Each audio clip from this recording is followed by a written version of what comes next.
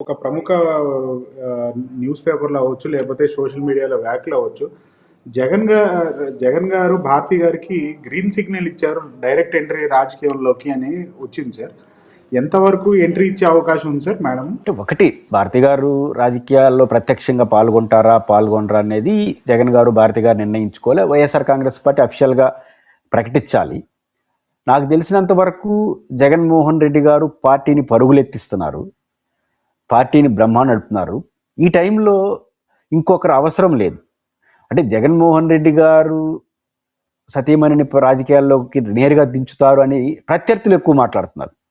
అంటే ఒక రకంగా ఇరిటేట్ చేయడం, ఏదో జరిగిపోతుందని చెప్పడం.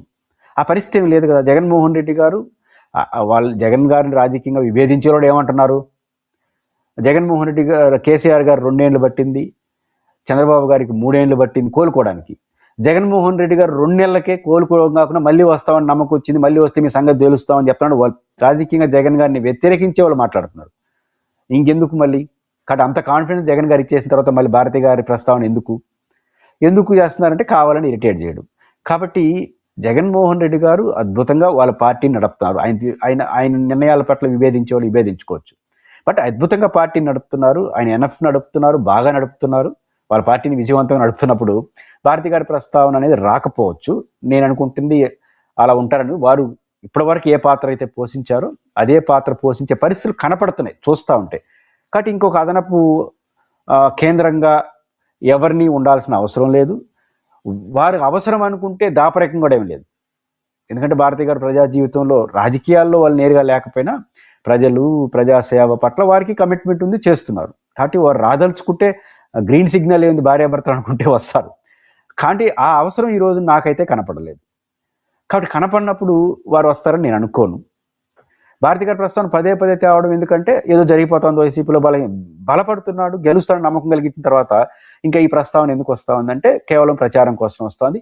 వారు రాదలుచుకుంటే అవసరమని జగన్ గారు అనుకుంటే ఏ చర్చ లేకుండా ప్రశాంతంగా వచ్చి వాళ్ళ పని వాళ్ళు చేస్తారు. కాబట్టి భారతి గారు ప్రజా జీవితానికి కొత్త ఏం కాదు. ఆ అవసరం జగన్మోహన్ రెడ్డి గారు ఇప్పుడు యాక్టివ్గా లీడర్షిప్లో ఉన్నప్పుడు ఇంకొక అవసరం నాకు కనపట్లేదు. బట్ ఈ దశలో భారతి గారు ఇప్పటి వరకు పోషించిన పాత్రని భవిష్యత్తులో పోషిస్తారనేది మనకు దూరం నుంచి చూస్తే అర్థం అవుతుంది. ఏదైతే 2025 సంవత్సరం గడిచిందో, ఎలక్షన్ అయ్యి అప్పుడు 6 నెలలు అయింది. తర్వాత అప్పుడు చూస్తే కనుక జగన్మోహన్ రెడ్డి గారి పరిస్థితి బాగాలేదు, పార్టీ పరిస్థితి బాగాలేదు అని చెప్పి వ్యాఖ్యలు ఇచ్చిన ఎల్లో మీడియా అయి ఉండొచ్చు, లేకపోతే ఆ పార్టీకి ఉన్నవి. లాస్ట్ ఇయర్ని మనం అప్స్ అండ్ డౌన్స్ చూస్తే కనుక జగన్మోహన్ రెడ్డి గారు ఏం అచీవ్ చేశారు, ఏమి కూలిపోయారు సార్ లాస్ట్ 2025లో? 25 అనుభవాల్ని పరిగణలో తీసుకుంటే ఎప్పుడు కూడా నూతన సంవత్సరం ఎట్లా చూస్తామంటే డిసెంబర్ అనుభవాల్ని గుణపాఠాలు నేర్పిస్తుంది, బలాలు బలహీనతలు నేర్పిస్తుంది. జనవరి 1 నూతన సంవత్సరం ఆశలు కల్పిస్తుంది, కొత్త కోరికలు ఉంటాయి. జగన్మోహన్ రెడ్డి గారికి 25 సంవత్సరం ఆయనకి ఓడిపోయిన తర్వాత వచ్చిన మొదటి సంవత్సరం, కంప్లీట్ సంవత్సరం. 2024లో 6 నెలలే వచ్చింది. 2025 కంప్లీట్ ఓటమి తర్వాత వచ్చిన మొదటి సంవత్సరం. ఖచ్చితంగా జగన్మోహన్ రెడ్డి గారి యొక్క క్రెడిబిలిటీ, జగన్మోహన్ రెడ్డి గారి యొక్క పోరాట తత్వం, ఖచ్చితంగా జగన్మోహన్ రెడ్డి గారు మొన్న జరిగినట్టు భారీ ఓడిపోవడం 2014లో కూడా ఓడిపోయారు, దట్ ఈస్ డిఫరెంట్ ఇష్యూ. కానీ జగన్మోహన్ రెడ్డి గారు ఓడిపోయిన తర్వాత ఈ క్రైసిస్ ఎప్పుడు ఆయనకు రాలేదు. రీజన్ ఏంటంటే ఓడిపోవడం కాదు, భారీ ఓటమి, పైపిచ్చు ఇతింద సొంత పార్టీలోనే కేడర్లో ఒక తీవ్రమైన నైరాస్యం. అంటే మన కారణంగా ఓడిపోయినాం, మమ్మల్ని పట్టించుకోకపోవడం వల్ల ఘోర పరాజయం వచ్చిందనే నెగిటివ్. ఒక పక్క ఇతింద పార్టీలో మన నిర్లక్ష్యం ఉంది, మన పొరపాట్లు ఉంది, మనం ఎక్కడో తప్పు చేసామనే భావన కూడా ఉంది పార్టీలో. 2 భారీ ఓటమి. ఈ రెండింటినీ విజయవంతంగా జగన్మోహన్ రెడ్డి గారు అధిగమించాడు. ఆయన నాయకత్వంలో ప్రభుత్వాన్ని సవాల్ చేయగలిగినాడు. చివరికి ఏ చర్చ వస్తూ ఉంది, ఓడిపోయిన తర్వాత 2 ఏళ్ళు 3 ఏళ్ళు వీళ్ళు బతుకుతారా సస్తారా రాజకీయాల్లోనే చర్చ జరగాల్సిన రాష్ట్రంలో జగన్మోహన్ రెడ్డి గారు మళ్ళీ గెలుస్తాడు అనే వాతావరణం వచ్చేసింది. మళ్ళీ గెలిస్తే పరిస్థితి ఏందని వాతావరణం వచ్చేసింది. రేపు ఎవరు గెలుస్తారనేది ఆంధ్రప్రదేశ్ ప్రజలు నిర్ణయిస్తారు. బట్ ఒక చర్చ మాత్రం, ఈ చర్చ వైసీపీ వాళ్ళ కన్నా తెలుగుదేశం వాళ్ళు ఎక్కువ చేస్తున్నారు. తెలుగుదేశానికి రాజకీయంగా అనుకూలంగా ఉండేవాళ్ళను ఎక్కువ చేస్తున్నారు. అది ఒక ప్రత్యేకత. కాబట్టి దట్ ఈస్ జగన్మోహన్ రెడ్డి. ఖచ్చితంగా 25వ సంవత్సరం జగన్మోహన్ రెడ్డి గారు పార్టీ శ్రేణుల్ని ఏకోన్ముఖంగా కదిలించడంలో, పార్టీని విజయవంతంగా నడపడంలో, పరుగులెత్తించడంలో, ప్రభుత్వానికి వ్యతిరేకంగా గ్రాస్ రూట్ లెవెల్ నిలబడంలో చాలా స్వల్ప కాలంలోనే 1 కోటి పైచిలుకు సంతకాలు సేకరించి ప్రభుత్వానికి ఒక సవాల్ విసరడం. ఆయన వేసిన సవాలు ప్రతిపక్షాలు చాలా హెచ్చరికలు చేస్తుంటాయి. ప్రాజెక్టు ఏదైతే పీపీపీ మోడల్లో మెడికల్ కాలేజీలు ఇవ్వాలనుకుంటే టెండర్లు వేసి ఈరోజు మీరు వేయచ్చు. ఇంకా 3.5 సంవత్సరాలు ప్రతిపక్షంలో ఉండాలి జగన్మోహన్ రెడ్డి గారు. మళ్ళీ గెలుస్తారో లేదో తెలియదు. అట్లాంటి స్థాయిలో ఉన్న జగన్మోహన్ రెడ్డి గారు ఒక హెచ్చరిక జారీ చేస్తే తీసుకుంటాం, లేదు తప్పులు చేస్తే అరెస్ట్ చేస్తాం అనే 2 హెచ్చరికలు. అరెస్ట్కి భయపడలేదు ఎవరు. నేను అనుకుంటా ఉండేది మళ్ళీ మేము వస్తే ప్రభుత్వ రంగంలో తీసుకునేస్తాం అనే దానికి ప్రైవేట్ కంపెనీలు భయపడ్డాయి. ఇప్పుడు అనవసరం ఎందుకు ఖర్చు పెట్టేదని. ఆ రకంగా ఒక క్రెడిబిలిటీ, మళ్ళీ జగన్ వస్తాడని ఒక నమ్మకాన్ని మాత్రం 25 కనిపించింది. 25లో నాకు ఆ నమ్మకం వచ్చినప్పుడు 25 ఇంకా మంచి భవిష్యత్తు ఉంటుంది. ఖచ్చితంగా జగన్మోహన్ రెడ్డి గారికి 25 అంతా అనేక అనుభవాలు నేర్పింది. ఆయన నిలబడగలడు, పార్టీ శ్రేణులు నడపగలడు, ప్రభుత్వాన్ని నిలబెట్టగలడు, మళ్ళీ గెలవగల నమ్మకాన్ని కలిగించింది. అట్ ద సేమ్ టైం ఇప్పటికి కూడా జగన్మోహన్ రెడ్డి గారి పార్టీలో కొనసాగుతున్నటువంటి లోపం ఒకసారి సర్దిద్దుకునే పరిస్థితిలోనే ఉన్నారు. జగన్ గారికి కిందకి ర్యాపో ఇంకా పెరగాలనే పిక్చర్ అంతా కనిపిస్తూ ఉంది. అంటే ఇంకా పెరగాలంటే చాలా పెరిగితే ప్రయత్నం చేశారు. అంటే గ్రాస్ రూట్ లెవెల్లో పార్టీ శ్రేణులకి జగన్ గారికి మధ్య అడ్డుగోడలు ఉన్నాయని ఒకప్పుడు. ఇప్పుడు అడ్డుగోడలు ఏమి లేవు. టైం కేటాయించుకొని కిందకొచ్చి పైకి కిందకి అనుబంధాలు, మధ్యలో గ్యాప్ లేకుండా, అంటే ఆయన ప్రజలను కలుస్తున్నాడు. ఎప్పుడు ఉంది లీడర్షిప్ ఉంది. ఈ లీడర్షిప్కి ప్రజలకు మధ్య ఒక అనుసంధానం చేసే 1000 మందో 2000 మందో రాష్ట్ర వ్యాప్తంగా యాక్టివ్ లీడర్షిప్ లాంటి వాళ్ళు ఉంటారు. వాళ్ళందరితో యాక్సెస్లోకి వెళ్ళడం, వీలైనంత ఎక్కువ మందిని మాట్లాడుతున్నాడు అనుకోవడం, వీలైనంత ఎక్కువ మందికి. ఇప్పుడు వైఎస్ఆర్ కాంగ్రెస్ పార్టీ మంచి ప్రజాపరటలు చేస్తున్నాయి మెడికల్ కాలేజ్ లాంటి విషయాలు. ఇంకొక లోపం కనిపిస్తూ ఉండేది జగన్మోహన్ రెడ్డి ఓన్లీ 1% అపోజిషన్కి అనే వాతావరణం కూడా రప్పించాలి. ప్రతిపక్షానికంతా ఒక ఐకానిక్ సెంటర్గా జగన్ గారు ఉండాలి. అందువల్ల ఇతర శక్తుల్ని, వ్యక్తుల్ని కలుపుకోబోవడం విషయంలో మరింత చొరవను ప్రదర్శించాలి. హెడ్ క్వార్టర్లో వాళ్ళు ప్రదర్శించాలి, జిల్లాల్లో ప్రదర్శించాలి. అలా ప్రదర్శిస్తే వన్ సైడ్గా జగన్మోహన్ రెడ్డి గారికి అపోజిషన్ కేంద్రంగా మారుతుంది. ఖచ్చితంగా జగన్మోహన్ రెడ్డి గారు 25లో కాన్ఫిడెన్స్ ఇచ్చాడు, మళ్ళీ గెలుస్తాం నమ్మకానికి ఇచ్చాడు, పార్టీని పరుగులెత్తించాడు, ప్రభుత్వాన్ని నిలదీయగలిగాడు, ప్రభుత్వ వ్యతిరేకంగా మాట్లాడే విషయాల్లో గొంతుగ్గా ఉన్నారు. 26 సంవత్సరం దాన్ని కూడా అధిగమించేస్తే జగన్మోహన్ రెడ్డి గారికి తిరుగులేని వాతావరణం వస్తుంది అనేది మనకు అర్థం. సార్, భోగాపురం ఎయిర్పోర్ట్ ఏదైతే ఉందో ఆ వివాదం అసలు ఎవరు పర్మిషన్ తీసుకొచ్చారు, ఎవరు శంకుస్థాపన చేశారు, ఇవాళ దాన్ని స్టార్ట్ చేసింది ఎవరు సార్? అసలు దాని హిస్టరీ ఏంటి కంప్లీట్గా? అంటే భోగాపురం ఇంటర్నేషనల్ ఎయిర్పోర్టు తొలి ల్యాండింగ్ విజయవంతంగా జరిగింది. బహుశా ఇంకా సంపూర్ణంగా అయిన తర్వాత త్వరలోనే అది ప్రజలకి, సాధారణ ప్రయాణికులకి అందుబాటులోకి వస్తుంది. బహుశా తెలంగాణలో ఉన్నటువంటి శంషాబాద్ ఎయిర్పోర్టు తరహాలో భోగాపురం ఎయిర్పోర్ట్ కూడా ఒక మంచి ఉజ్వల భవిష్యత్తు ఉంటుంది. విశాఖ నగరం హైదరాబాద్తో ఢీకొనే అంత ఈరోజు లేకపోయినా ఆ స్థాయి గ్లామర్ కలిగినటువంటి ఇన్స్టిట్యూట్ సిటీ కాబట్టి భవిష్యత్తులో మరో శంషాబాద్ ఎయిర్పోర్ట్గా అది మారుతుంది. ఈ రెండింటికి ఒక సారూప్యత ఉంది. 2 కూడా పబ్లిక్ ప్రైవేట్ పార్ట్నర్షిప్, పిపిపి ఒక సారూప్యత అయితే, 2 ఈ రెండిటికి తండ్రి కొడుకులు మూలం కావడం. శంషాబాద్ ఎయిర్పోర్టు అంటూ ఒకటి రాకుండా ఉంటే ఈరోజు హైదరాబాద్ పరిస్థితి చాలా ఘోరంగా ఉండేది. ఎందుకంటే మీరు హైదరాబాద్లో ఉంటారు కాబట్టి బేగంపేట ఎయిర్పోర్టే కానీ ఈరోజు హైదరాబాద్కి ఎయిర్పోర్టుగా ఉంటే ఏమైండేది మనం ఊహించుకోలేం. శంషాబాద్ ఎయిర్పోర్టు దాదాపు 30-25 కిలోమీటర్ల అవతల పెద్ద స్థాయిలో నిర్మాణం చేయడం వల్ల ఈరోజు 1000 మంది ప్రయాణికులు వస్తున్నా కూడా అది సఫిషియెంట్గా ఉంటా ఉంది. కాబట్టి శంషాబాద్ ఎయిర్పోర్ట్ అనేది ఎంత దూరదృష్టితో రాజశేఖర రెడ్డి టేకప్ చేశారు. ఆయనే శంకుస్థాపన చేశాడు, ఆయనే ఇనాగ్రేషన్ కూడా చేశాడు. ఆ రోజు శంషాబాద్ ఎయిర్పోర్ట్ని రాజశేఖర రెడ్డి గారు డిజైన్ చేసినప్పుడు అందరూ ఎటకారం చేసినారు.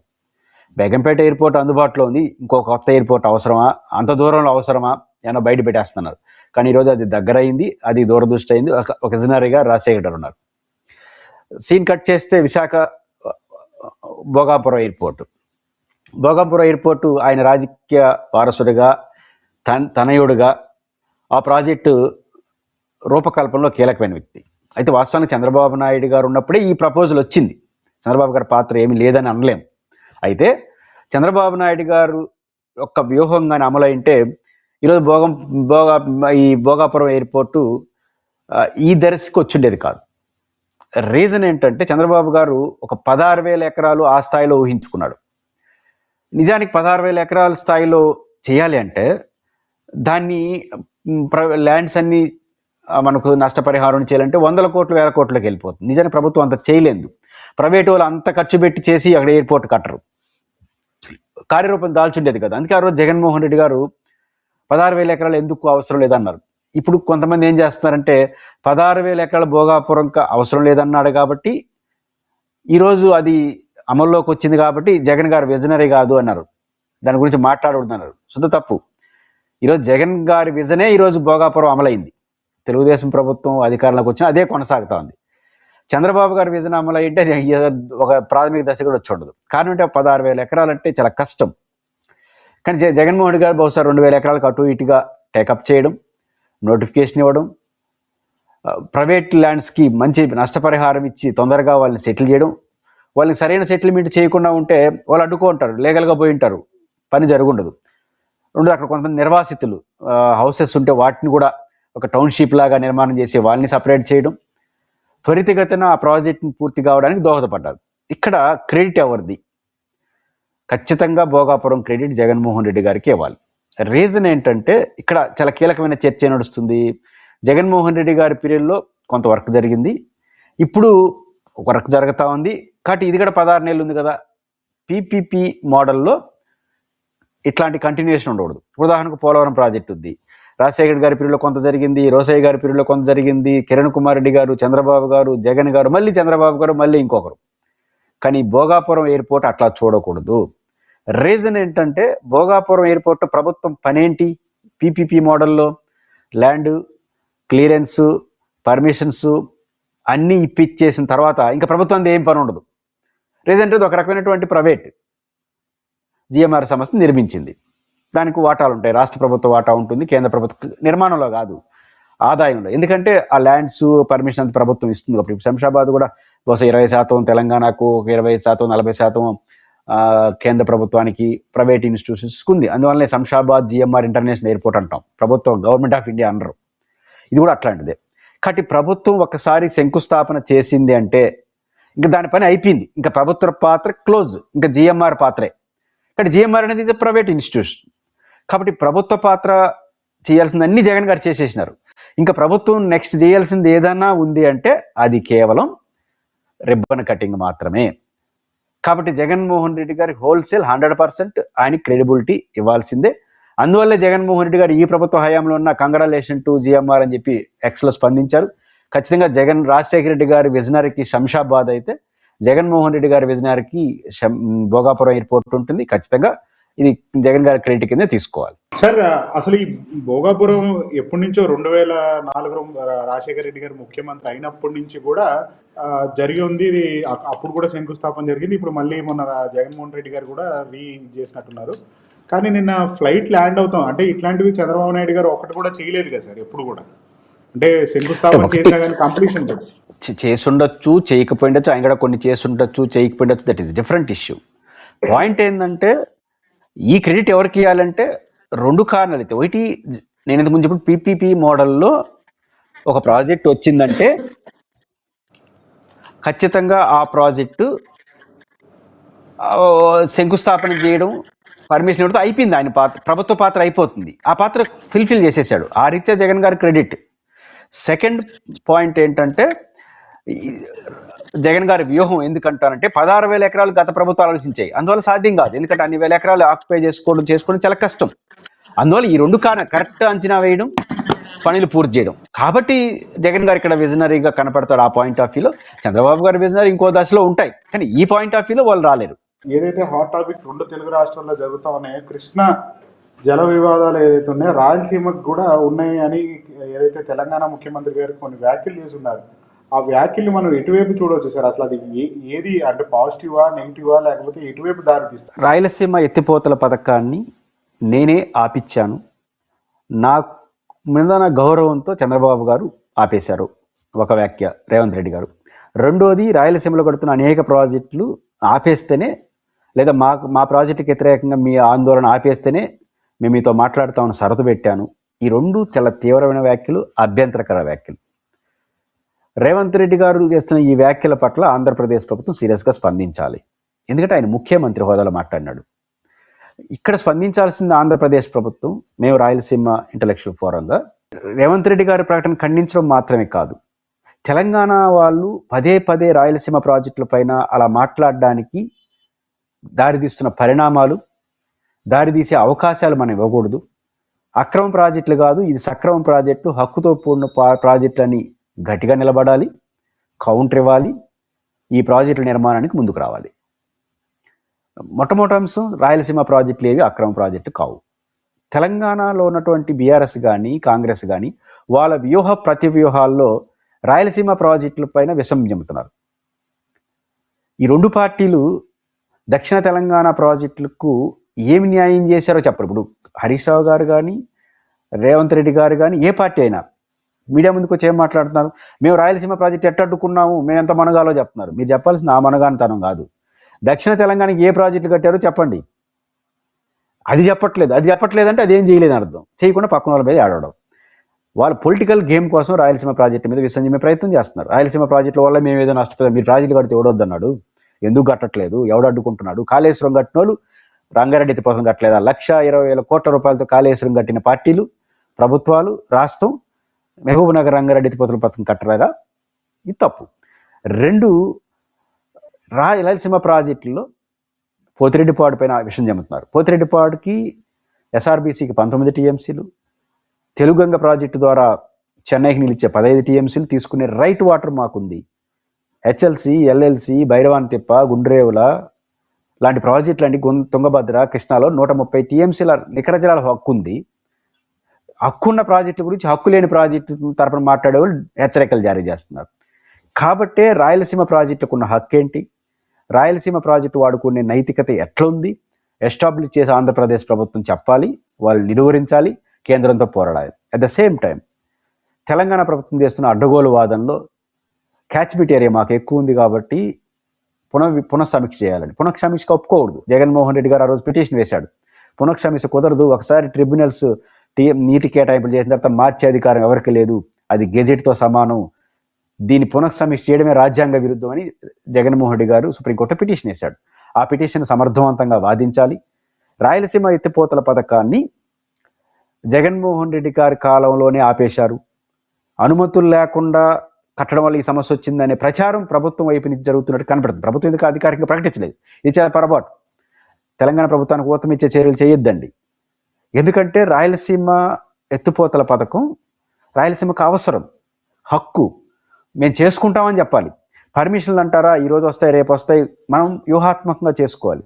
ప్రభుత్వాలు ఇండైరెక్ట్గా పర్మిషన్ లేదని చెప్పి జగన్ గారి మీద ఒక రాయి వేసేస్తే మీ మీద విమర్శించారని తెలంగాణకు అది ఆయుధంగా మారుతుంది.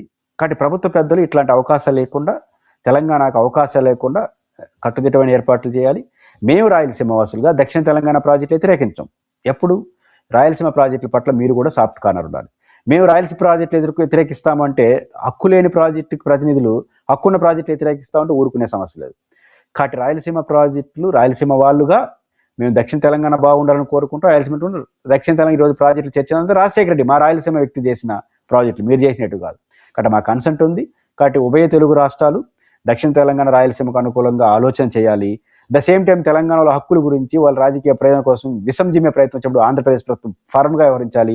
రాయలసీమ ఎత్తిపోత పథకాన్ని సమర్థించాలి. దానికి నిధులు కేటాయించి పూర్తి చేసే ప్రయత్నం చేయడం ద్వారా దీనికి సమాధానం చెప్పాలని కోరుతున్నాను.